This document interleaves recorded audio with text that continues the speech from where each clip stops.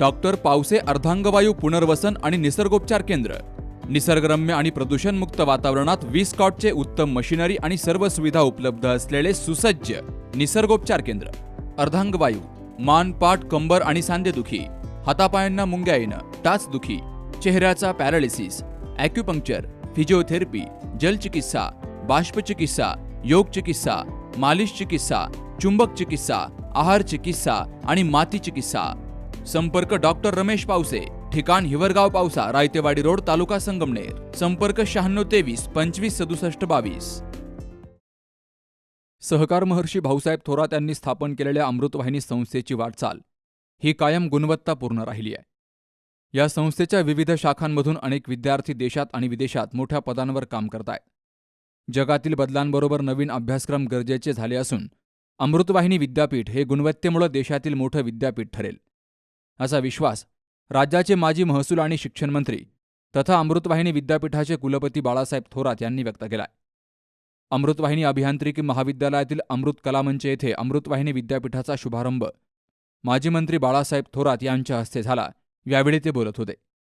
याप्रसंगी व्यासपीठावर माजी आमदार डॉक्टर सुधीर तांबे, ॲडव्होकेट माधवराव कानवडे, कांचनताई थोरात, दुर्गाताई तांबे, डॉक्टर रोहित डुबे, पांडुरंग पाटील घुले, लक्ष्मणराव कुटे, रणजितसिंह देशमुख, डॉक्टर जयश्री थोरात, नगराध्यक्षा मैथिलीताई तांबे, कार्यकारी विश्वस्त शरयू देशमुख, सिने अभिनेत्री इशिता शर्मा, सुधाकर जोशी, के थोरात, अजय फटांगरे, उपनगराध्यक्ष नूर मोहम्मद शेख, विलास वरपे, तुळशीनाथ भोर, मुख्य कार्यकारी अधिकारी अनिल शिंदे, व्यवस्थापक प्राध्यापक व्ही धुमाळ, डॉक्टर जे गुरव यांच्यासह विविध पदाधिकारी आणि प्राचार्य हजर होते.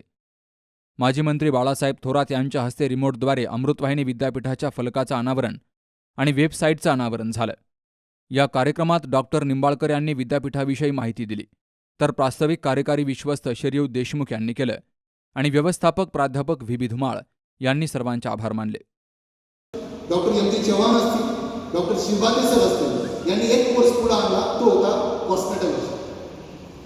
$350 बिलियन वर्ल्ड वाईड मार्केटमध्ये त्याची आज वर्थ.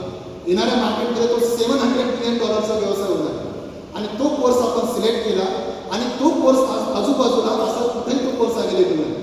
आणि त्या कोर्सला ज्यावेळेस आपण कमिटीसमोर प्रेझेंट केलं, त्या कोर्सला चांगल्या पद्धतीने ॲप्रिशिएट करण्यात आलं आणि आपण पुढे गेलो. या सर्व मार्गावर आम्हाला खूप साऱ्या लोकांचं मार्गदर्शन झालं, खूप लोकांनी आम्हाला सहकार्य केलं. अगदी नामदेव गायकवाड असेल, अगदी 11 वाजता आम्हाला पूर्ण कॅम्पस तयार पाहिजे होता. रात्री 11-12 वाजेपर्यंत उभं राहून त्यांनी आम्हाला कॅम्पस बनवून दिला. आदरणीय आपल्या संस्थेचे CEO असतील अनिलजी शिंदे साहेब, धुमाळ सर असतील, गुरव सर असतील, मुंडे सर असतील, मयूर मुंडे सर, राजीव माझ्याकडून काही नावं राहून जातील, या सर्व लोकांनी आम्हाला ऑन द स्पॉट खूप मदत केली आणि विद्यापीठाची परवानगी आल्यानंतर त्या मोमेंटला आज आपली वेबसाईट तयार आहे, ॲडमिशनची प्रोसेस तयार आहे.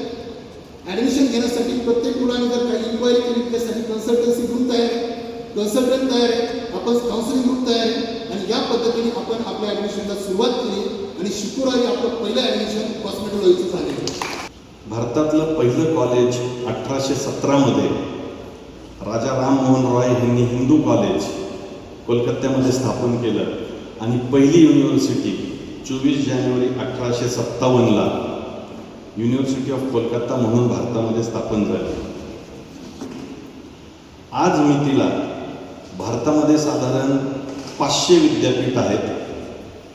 त्यापैकी 50 विद्यापीठ हे महाराष्ट्रामध्ये आहेत आणि त्या 50 विद्यापीठांपैकी साहेब 25 विद्यापीठ हे स्टेट प्रायव्हेट युनिव्हर्सिटी जो दर्जा अमृतवाहिनी युनिव्हर्सिटीला आहे असा आहे. परंतु अमृतवाहिनी युनिव्हर्सिटीचं एक वैशिष्ट्य आहे. 13 मे 2026 पहिलं प्रेझेंटेशन झाल्यानंतर 11 ऑगस्ट 2026 कमेन्समेंटची परवानगी येणारी देशातली एकमेव आणि पहिली युनिव्हर्सिटी अमृतवाहिनी युनिव्हर्सिटी आहे. जूनचे 30, जुलैचे 31, ऑगस्टचे 11 आणि 18 दिवस मेचे हे ह्या टीम सरस्वतीने कसे घालवलेत आणि साहेबांनी त्यांना कसा पाठिंबा दिलाय. कारण मी या टीमला हसताना पाहिले, मी या टीमला रडताना पाहिले. आज आपल्या सर्वांसाठी खूप खूप अभिमानाची गोष्ट आहे की आपली अमृतवाहिनी युनिव्हर्सिटी ही नावारूपाला आलेली आहे. आणि त्याचबरोबर पहिला कोर्स आपला कॉलेजचा जो की BTech MTech कॉस्मेटॉलॉजी तो सुरू होत आहे. खरं तर 48 वर्ष झालेली आहे ह्या संस्थेला आणि ह्या संस्थेने म्हणजे कॉलेज आपलं इंजिनिअरिंग कॉलेज जेव्हा मंजूर झालं वसंतदादा पाटलांनी आपल्या बाबांना सहकार महर्षी भाऊसाहेब थोरात साहेबांना जेव्हा हे कॉलेज घेण्यासाठी बोलवलं तेव्हा त्यांनी विचारलं, भाऊसाहेब आहे का पैसे आहेत कॉलेज सुरू करण्यासाठी, लँड आहे 200 एकर की काय लागत, 25 एकर लागत होती, आपल्याकडे काहीच नव्हतं. तरी बाबांनी सांगितलं हो साहेब आपल्याकडे सगळं आहे. कारण त्यांना विश्वास होता हा संगमनेर तालुका ह्याला पाहिजे, आपण काहीतरी नवीन करत राहायला पाहिजे, ह्या तालुक्याला गरज आहे. त्यांनी कुठून अरेंज केली आणि एका दिवसामध्ये उत्तर पाठवलं, साहेब आमची सगळी तयारी आहे, तुम्ही कॉलेज आम्हाला द्या. तेव्हा आपण विचार पण करू शकत नव्हतो की आपलं अमृतवाहिनी कॉलेज हे कसं म्हणजे जिथे सगळेजण शेतीमध्ये बिझी आहेत, मुलं जे कोणी शिकण्याचा प्रयत्न करतात ते बाहेर जात आहेत, तिथून सुरुवात झालेली आपली एक छोट्याशा पत्राच्या शाळेमध्ये सुरुवात झालेली आज एवढं भव्य दिव्य कॅम्पस आपल्या सगळ्यांचं झालेलं आहे. 200 एकरहून अधिक पूर्ण कॅम्पस हे आपलं विस्तारलेलं आहे. आदरणीय भाऊसाहेब थोरात दादांना माहिती होती की केवळ शेतीवर शेतकरी पुढे जाणार नाही आणि मग त्यांनी शिक्षणाची जोड त्याला दिली आणि अथक परिश्रमातून खूप परिश्रम घेतले. म्हणजे मला मी नेहमी सांगतो की एक ब्रँड झालेला आता संगमनेरचा एक ब्रँड झालेला आहे, तो क्वालिटीचा ब्रँड झालेला आहे. त्याला आपण राजहंस असं नाव दादांनी दिलं होतं. ते आता सगळ्यांनाच लागू होतं की जसा तो राजहंस अत्यंत दिमाखाने डौलदार राजहंसाची चाल पाहिजे तुम्हाला दिसेल, त्याच्यामध्ये एक डौल आहे, त्याच्यामध्ये एक ग्रेसफुल असं त्याचं त्या ठिकाणी आहे. ते ग्रेसफुल ती जे आलेलं आहे ते त्याच्या आत्मविश्वासातून आलेलं, ते त्याच्या क्वालिटी, त्याच्या स्वच्छ शुभ्र रंगातून आलेलं. ते स्वच्छ शुभ्र रंग म्हणजे हा गुणवत्तेचा निर्देशक असतो आणि ती गुणवत्ता त्या ठिकाणी ठाई आपल्याला पाहायला मिळते. प्रत्येक संस्थेविषयी मी खूप बोलू शकेल, ते आता बोलायला थोड्या वेळ नाही, खूप वेळ झाला, आपला कार्यक्रम चालू आहे म्हणून मी अधिक वेळ आपल्या ठिकाणी घेत नाही. परंतु ज्या पद्धतीने ही वाटचाल चालू आहे ती खरोखर कौतुकास्पद आहे. यामध्ये सर्वांचं योगदान आहे. आता अनेक व्यक्तींचं नाव त्या ठिकाणी घ्यावं लागेल, परंतु शेवटी हे करताना नेतृत्व महत्त्वाचं असतं. आदरणीय दादांनी त्यांच्या काळात नेतृत्व दिलं, तेच नेतृत्व नामदार बाळासाहेब थोरातांनी दिलं. नेतृत्व देत असताना त्याला एक विजन असावी लागते, त्याच्यामध्ये प्रामाणिकपणा असावा लागतो, त्याच्यामध्ये पारदर्शकता असावी लागते. हे सगळं त्या नेतृत्वामध्ये असं नेतृत्व की ज्यांनी खऱ्या अर्थाने राज्याचंही ते नेतृत्व करत आहेत असं बाळासाहेब थोरातांनी नेतृत्व दिलं. आणि मग नेतृत्वाच्या प्रोत्साहनाने त्याच्या प्रेरणेने खालची जी टीम आहे ती सुद्धा खूप चांगल्या पद्धतीने काम करते. आणि मग आता ते जे आपले सर्व अधिकारी पूर्वी पण झाले, आता काही सध्याचे पण अधिकारी आहेत, अनिल शिंदे असतील, धुमाळ सर असतील, जे तर सुरुवातीपासूनच धुमाळ सर, या सर्वांनी सदैव चांगले कष्ट ते घेतले. आणि विशेष कौतुक ज्याचं करायचं आहे ते म्हणजे शेरविकाईचं कौतुक ते केलं. तिने खूप जसं आता जयाने वर्णन केलं की ती खूप जिद्दी आहे, चिवट आहे. कारण शेवटी ह्या गोष्टी सोप्या नसतात मित्रांनो. त्यासाठी मी पाहतो की ती खूप अभ्यास करते, अनेक ठिकाणी गेली, त्या संस्थांचा अभ्यास, छोट्या छोट्या बारीक गोष्टींचा अभ्यास केला आणि त्या प्रयत्नातून, कारण शेवटी एक स्वप्न ही संस्था पाहत असताना किंवा जिथे आपण त्या ठिकाणी काम करतो त्यामुळे आपल्याला एक स्वप्न पाहावं लागतं, एक कुठेतरी महत्त्वाकांक्षा ठेवावी लागते. ती महत्त्वाकांक्षा शेरविकाईने ठेवली आणि त्या प्रचंड कष्टातून खऱ्या अर्थाने आजचं हे पण म्हणूया की आजचा हा दिवस त्या ठिकाणी उजाडलेला आहे. अतिशय उत्साहपूर्वक असा साजरा केला. हा एक अमृतवाहिनीच्या वाटचालीमध्ये ऐतिहासिक असा सुवर्णक्षण आहे आणि एक महत्त्वाचा टप्पा आपण गाठलेला आहे.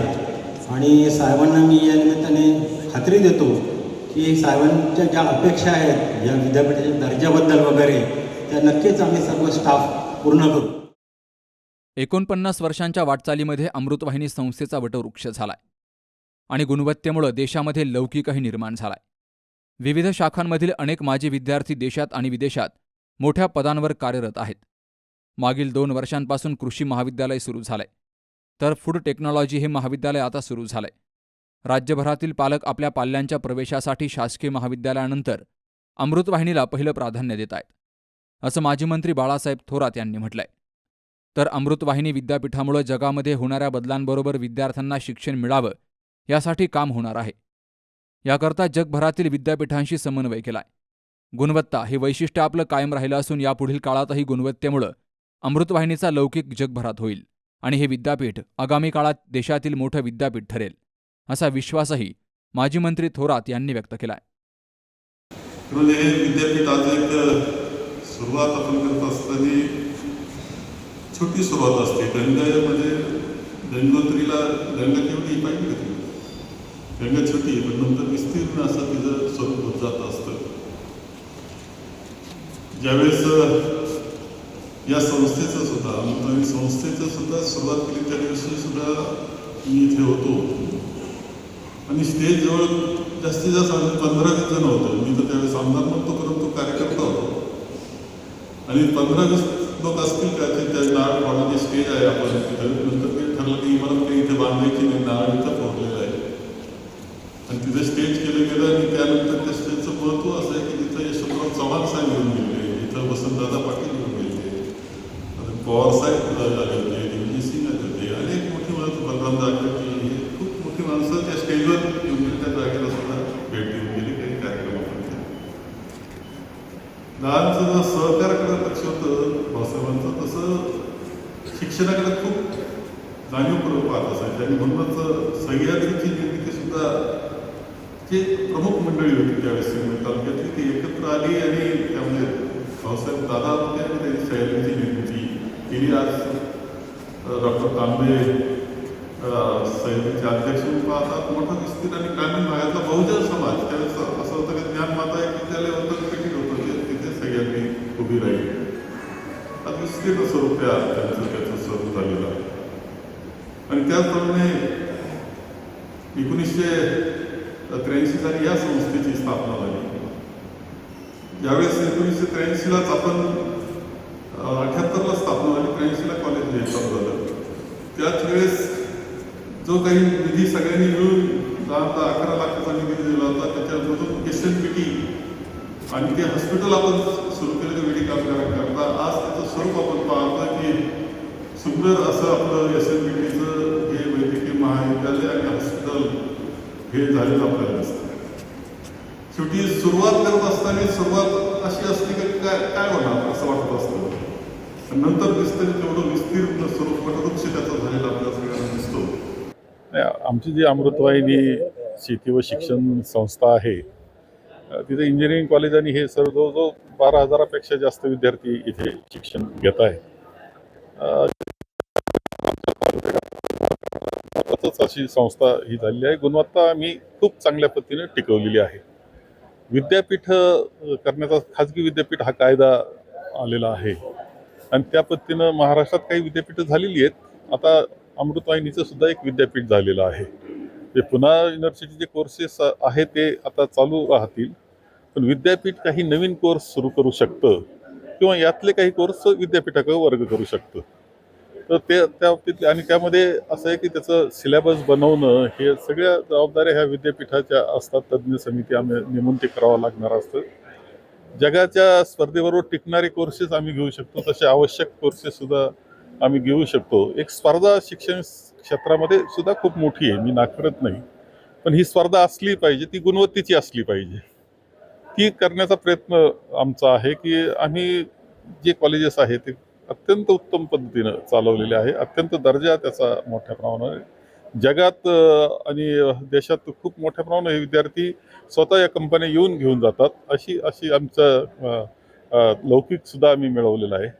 आम्ही विद्यापीठाच्या माध्यमातून आणखी चांगलं शिक्षणाचा दर्जा वाढवण्याचा, नाविन्यपूर्ण काही शिक्षणाचे कोर्सेस करण्याचा प्रयत्न करणार आहोत. राज्य सरकारने कार्यपद्धती अधिसूचना जारी केली की ज्यानुसार आता जर मंत्र्यांनी घेतलेले निर्णय बदलण्याचा अधिकार आता मुख्यमंत्र्यांना दिलाय. खरं म्हणजे मी जोपर्यंत मंत्री होतो, म्हणजे ज्यावेळेस महाविकास आघाडीचं आमचं सरकार होतं तोपर्यंत तर मी हे पाहिलेलं आहे की मुख्यमंत्री तर कोणत्याही निर्णयामध्ये हस्तक्षेप करू शकतो आणि थांबवू शकतो एखादा निर्णय किंवा बदलू शकतो, असा अनुभव आमचा होता. काही अधिकार, काही मर्यादेपर्यंत अधिकार मंत्र्यांना असतातच.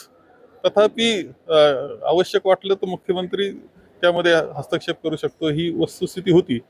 परंतु मला माहीत नाही नेमका निर्णय हा का झाला. तर मध्यंतरी माननीय उच्च न्यायालयाने काही निरीक्षणं नोंदवली होते की मंत्र्यांचे अधिकार हे स्पष्ट असले पाहिजे, हे त्याचेच अधिकार असले पाहिजे, असं मला एक नंतर समजलं. म्हणजे आमच्या नंतरचा तो कालखंड आहे.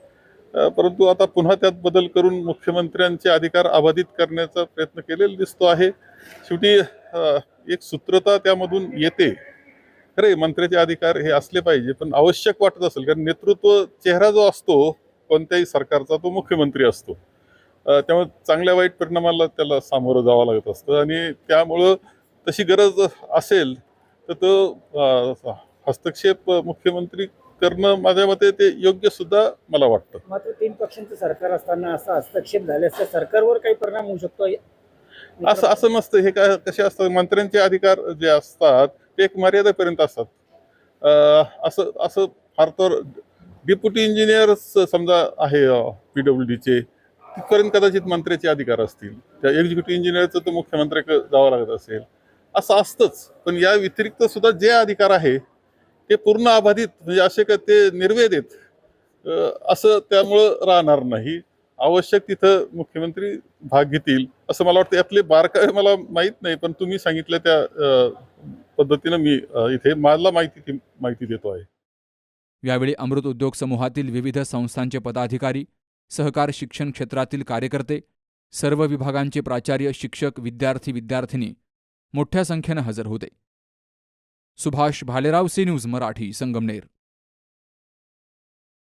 KM hospital, Sangamner. माफक दरात अत्याधुनिक वैद्यकीय सेवा. 100 पेक्षा अधिक तज्ञ डॉक्टर्स. हृदयविकार, स्त्रीरोग, अस्थिरोग, अपघात विभाग, मेंदू आणि मणक्याच्या शस्त्रक्रिया, सांधे प्रत्यारोपण, लॅप्रोस्कोपिक आणि robotic surgery, dialysis, CT scan, plastic surgery, मधुमेह, पॅरालिसिस, छातीचे विकार आणि जनरल मेडिसिन. त्याचबरोबर सर्व मेडिक्लेमची कॅशलेस सुविधा. सर्व शासकीय योजना उपलब्ध. अत्याधुनिक मॉड्युलर ऑपरेशन थिएटर आणि 24 तास अत्यावश्यक सेवा. ठिकाण विठ्ठल मंदिरासमोर, अकोले बायपास रोड, संगमनेर. संपर्क 99 532 99 532.